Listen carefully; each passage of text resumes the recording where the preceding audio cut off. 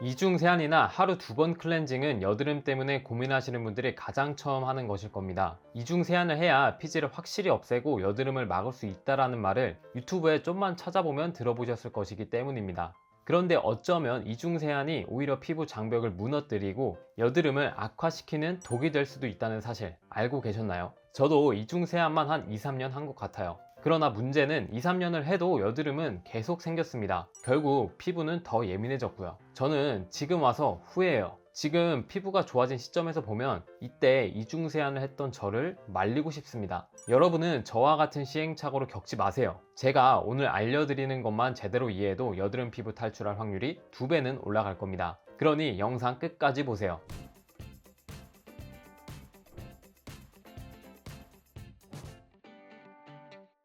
먼저 이중 세안이란 클렌징 오일 또는 밤, 워터 등으로 1차 세안 후 클렌징 폼으로 2차 세안을 하는 방식입니다. 피지나 화장품 잔여물을 박멸하기 위해 2번에 걸쳐 꼼꼼히 씻어내는 거죠. 여드름이 나지 않기 위해서 이중 세안을 해야 한다고 주장하는 사람들의 논리는 다음과 같은데요. 여드름이 나는 원인은 피지가 모공을 막기 때문이다. 그럼 좁쌀 여드름이 생기고 더 나아가서 이 피지와 세균이 만나면 염증이 생기고 화농성 여드름이 생긴다. 그래서 피지를 없애야지 모공이 안 막히고 여드름도 생기지 않는다. 이 피지를 없애려면 클렌징으로는 부족하고 이중 세안을 해야 한다. 이런 논리입니다. 현재까지 과학적으로 밝혀진 여드름의 원인은 피지가 맞습니다. 그러나 몸에 있는 피지는 실제로 이중 세안을 해야지만 지워지는 건 아닙니다. 짧게 클렌징을 하는 정도만 해도 충분하죠. 만약 굳이 이중 세안까지 필요 없더라도 이중 세안을 해서 피지도 사라지고 여드름도 나지 않으면 해도 됩니다. 그러나 문제는 이중 세안을 통해 피지를 완전히 싹 없앤다고 해서 여드름이 사라지지 않는다는 점입니다.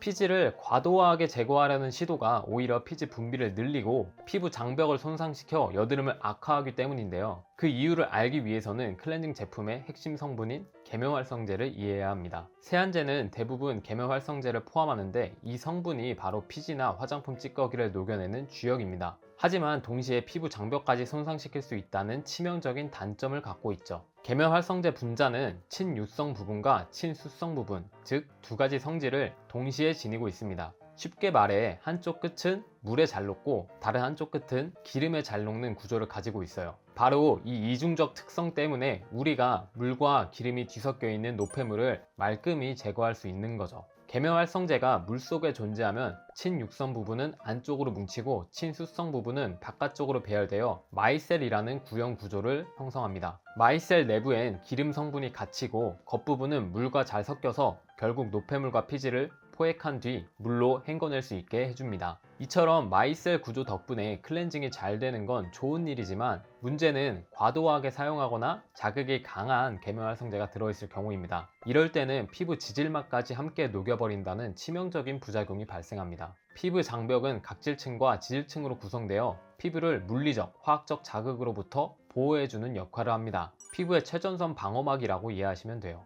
따라서 이 각질층은 우리 몸에 꼭 필요하고 크게 3가지 역할을 합니다. 첫 번째, 수분 유지. 피부 속 수분이 증발하는 것을 막습니다. 두 번째, 외부 침투 차단. 세균, 자극물질 등이 안으로 들어오지 못하게 막습니다. 세 번째, 피부 재생. 손상된 부분을 스스로 회복합니다. 그런데 이중 세안으로 필요 이상으로 과하게 세안을 해서 피부 지질막을 심하게 녹여버리면 이 방어막이 무너집니다. 그럼 피부 장벽이 제 역할을 못하면서 수분 유지가 안 되니 피부 속은 건조해지고 이 건조함을 보완하기 위해 피지를 더 많이 내뿜습니다. 결국 겉은 기름지지만 속은 바짝 마른 속건조 수부지 상태가 되어버리죠. 왜냐하면 피부 장벽이 망가져 있다는 건 피부가 나는 지금 위험해, 보호가 필요해 라고 비명을 지르는 상태인데요. 이때 피부가 선택하는 보호 기작이 바로 피지 분비이기 때문입니다. 수분 대신 기름으로 피부를 덮으려 하다 보니 모공은 더 쉽게 막히고 여드름균의 번식 환경이 만들어지며 작은 트러블이 골마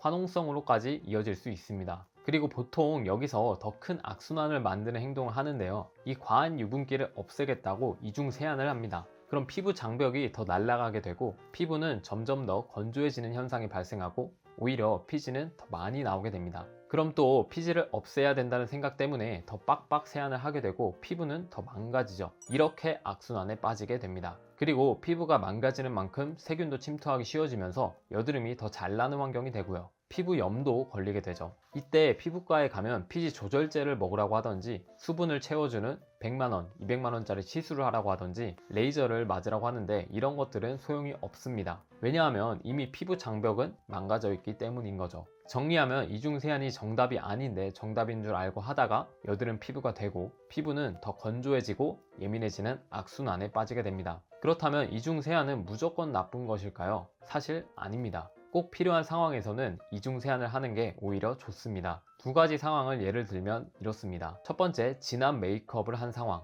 요즘 메이크업 제품은 워터프루프 등의 기능이 뛰어나서 한 번의 세안만으로는 다 지워지지 않을 수 있습니다. 이런 경우 클렌징 오일이나 밤으로 메이크업을 녹인 뒤 폼 클렌저로 2차 세안을 해줘야 잔여물 제거가 확실해집니다. 메이크업 찌꺼기가 남으면 오히려 모공을 막아 여드름을 유발하니 메이크업을 빡세게 한 날에는 이중 세안이 필수겠죠. 두 번째, 자외선 차단제를 바른 상황. SPF, SPA 지수가 높은 자외선 차단제 중에는 기름진 성분이 많이 들어있기도 합니다. 기름진 성분 같은 경우 물로만 세안하면 잔여물이 남을 수 있으므로 이 경우 1차 세안에서 기름 성분을 충분히 녹여내고 2차 세안으로 마무리하는 편이 안전합니다. 단, 맨얼굴 상태이거나 피부가 이미 예민해져 있는 날이라면 굳이 이중 세안을 할 필요가 없습니다. 오히려 간단하게 저자극 1단계 클렌징으로도 충분히 노폐물을 제거할 수 있고 이렇게 하는 것이 피부에 훨씬 도움이 됩니다. 제가 하고 싶은 말은 이중세안이 무조건 나쁘다는 것이 아닙니다. 단순히 피지 때문에 여드름이 생길 것 같아서 이중세안을 하지 말라는 것입니다.